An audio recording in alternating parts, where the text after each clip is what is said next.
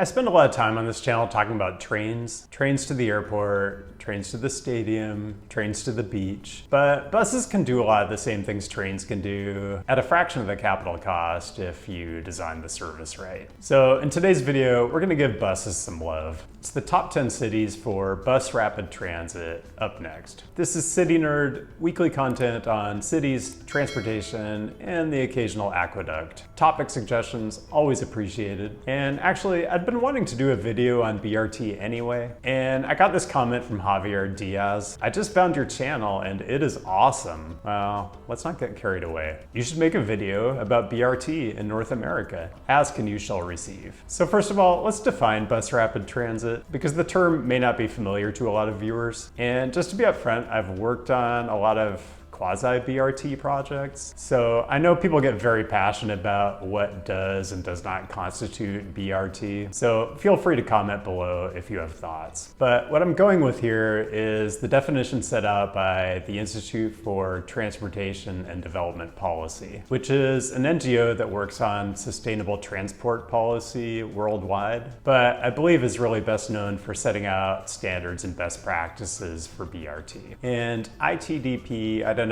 5 characteristics a service must have to be considered bus rapid transit, rather than just a shiny new bus with ornate shelters that still gets stuck in traffic. The 5 characteristics are: 1, dedicated right-of-way so the bus can move unimpeded by traffic. 2, a quote-unquote busway alignment, usually in the center of the street, but somewhere where it's protected from turning movements and driveway conflicts. 3, off-board fare collection, which speeds up boarding and keeps dwell times low. 4, intersection treatments that give the bus priority through traffic signals. And 5, platform level loading, which also reduces dwell times. ITDP calls this the BRT standard. And they took it a step further, setting up a scoring system that grades BRT services as gold, silver, bronze, or basic, based on their design and operation. And it's a tough rating system. It's not easy to get a bronze rating. I'll save us all time just by linking the criteria down in the description. But trust me, every transit agency and consultant that works in transit wants their project to get a bronze or better. It just doesn't happen very often. So what I've done here is compiled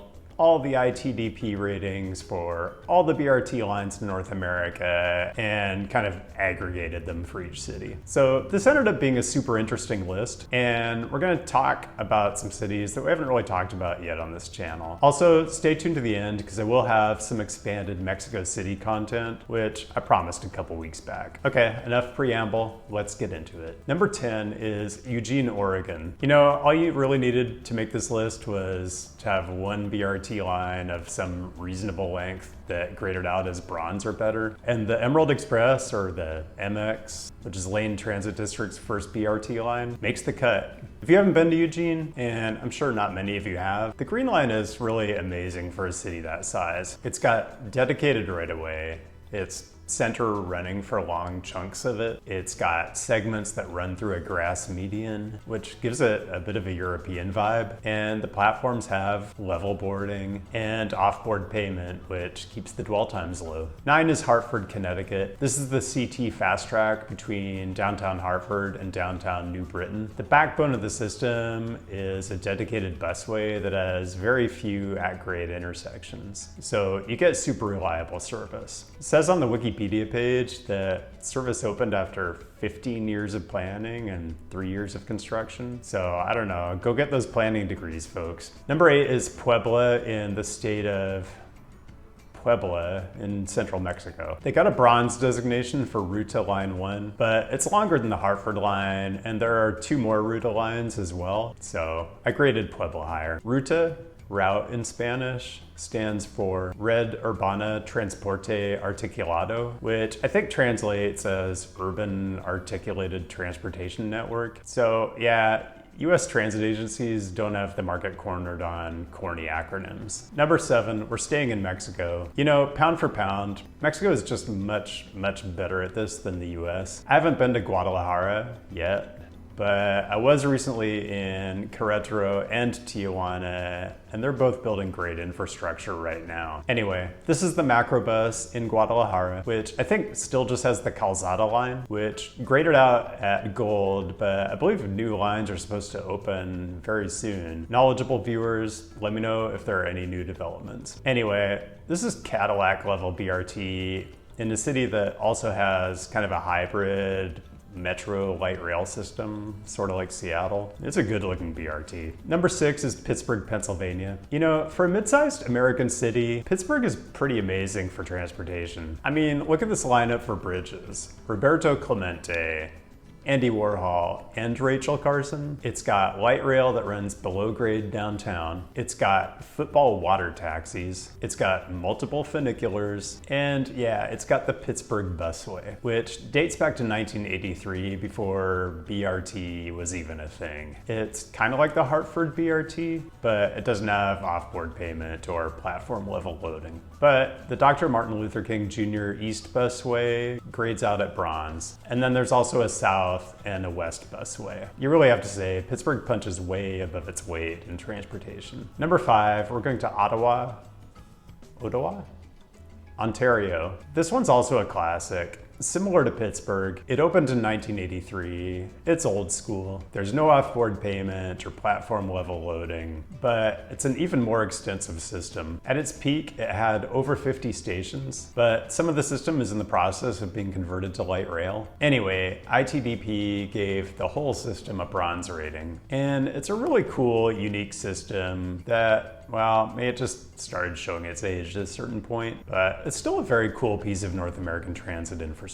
Number 4, you know, when I talk about North America, I kind of use the FIFA definition of North America as distinct from Central America and the Caribbean, but it's my channel. I decided to change it up today. So number 4 is Guatemala City. This is the Trans Metro, and it's got 2 lines that graded. The Central line, which is about 7 miles and graded at silver, and the South line, which is about 8 miles and graded out at gold. Okay, honorable mentions are on the way, but first I can't let this topic pass without mentioning the cities that really led the way on BRT, which are kind of all in South America. First is the RIT in Curitiba, Brazil, which started in 1974 with dedicated bus lanes, but in 1990 they added enclosed shelters with off-board payment and platform level loading. So Curitiba was really a trailblazer for this movement. The city that really took it to the next level is Bogota, Colombia, with the Transmilenio. That BRT service opened in 2000 under Mayor Enrique Peñalosa, who is maybe a bit of a polarizing figure, but has some really, really great quotes. Transmilenio is extremely high capacity for a bus system. It's got platooning at the stations, dedicated bypass lanes, just about everything they can think of to move more people, because Bogota does not have a metro system. Okay, actual honorable mentions. The first is Albuquerque Rapid Transit. ITDP scored this a gold for design, which would be the only gold level BRT in the US, but they're supposed to come back after opening and do scoring adjustments based on actual real world operations, and I just haven't seen that yet. BRT fanatics, let me know what's going on here. Second is the Cleveland Health Line, which opened in 2008 and runs about 7 miles out from Public Square downtown out to East Cleveland. It kind of hurt not to have this in the top 10 because it's such a classic, but it's a pretty short line, so it just didn't make the cut. The only other 2 lines in North America that scored a bronze or better and didn't make the cut are the Pulse in Richmond, Virginia, and the Viva, which runs on Highway 7 through whatever these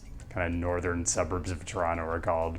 Canadians, help me out. Okay, number 3 is Los Angeles. One thing I've kind of left unsaid here is how difficult it is politically, at least in the US, to build a BRT line that's actually capable of achieving a bronze rating. I mean, you have to convert roadway space to dedicated transit lanes. Try getting that past the neighborhood associations, the chambers of commerce, the city traffic engineer, elected officials, and God forbid the state DOT gets involved. It's extremely challenging. Anyway, LA is here because of the G line, formerly the Orange Line, which runs east-west through the San Fernando Valley between Chatsworth and the North Hollywood Metro Station, largely on a dedicated busway. Orange Line only gets a bronze, but it is 14 miles. And for LA, I'm actually also including the SBX E Street line in the Inland Empire. It runs from Cal State San Bernardino down to the Loma Linda Medical Center. It's center running, it's got off-board payment, it's got platform level loading, all the hallmarks of a true modern BRT. Second is Monterrey, Nuevo Leon, Mexico. And this is on the basis of just a single line. It's the Ecovia, which only scored a silver, but it runs almost 20 miles. Ecovia is fantastic. It's a classic Latin American center running BRT, and it covers a lot of ground. Okay, number one, this whole video was really just an excuse to share the bonus Mexico City content I promised a while back. Mexico City is actually the only city in North America that has more than 2 BRT lines that scored bronze or better.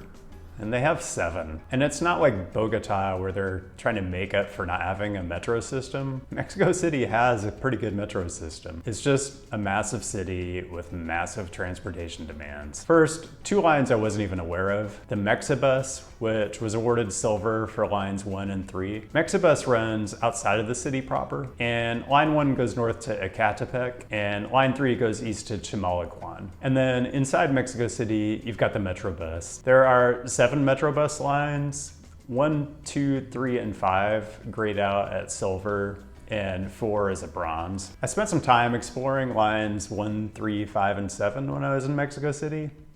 I like odd numbers. So let's check them out. Line 1, Insurgentes, is the original and I believe still the busiest line, running from Indios Verdes in the north through a kind of super diverse group of neighborhoods to El Caminero in the south. It interfaces with Buena Vista, the city's main rail station in the north, and several metro lines, including Line 1 at Glorieta de los Insurgentes, which, as a transit nerd, I could just sit there and watch people and buses all day. Line 3 runs in the median of Cuauhtémoc in the south of the city. This is the station at Centro Medico, where Metrobus Line 3 overlaps with Metro Line 3, and there's a junction with Metro Line 9. It's a super busy hub of vendors of all kinds, street food. It's super cool. I rode Metrobus 3 out to Indios Verdes just to check out the service. And as a passenger, you have to be on it. The Line 3 buses aren't the same. Some of them have different termini. So you really need to be ready to board at the right bay when your bus shows up because the dwell times are super short. Line 5 runs from the deep southeast to the northeast. I spent some time at Coyuya Station in the south just to check out the area where Metrobus 5 overlaps with Metro Line 8. Anywhere where you have a busy station,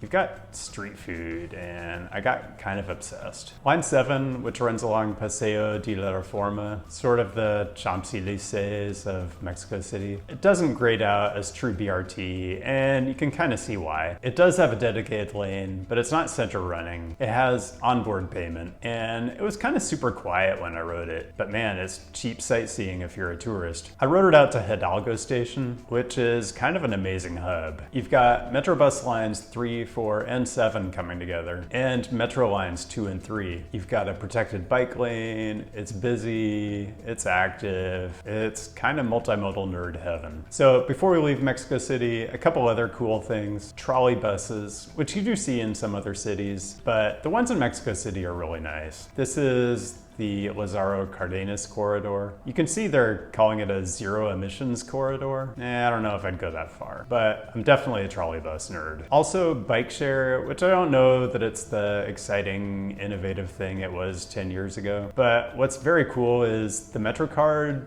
that you load up for the subway, which also works on the Metrobus. It also works for the bike share system too. So try that in New York. Oh, and it also works for the cable bus. Okay, that's all I've got on Mexico City, and that's all I've got on BRT for today. Thanks for joining, and I'll be back with a new topic next week. Don't forget to drop your suggestions down in the comments, and I'll see you next week.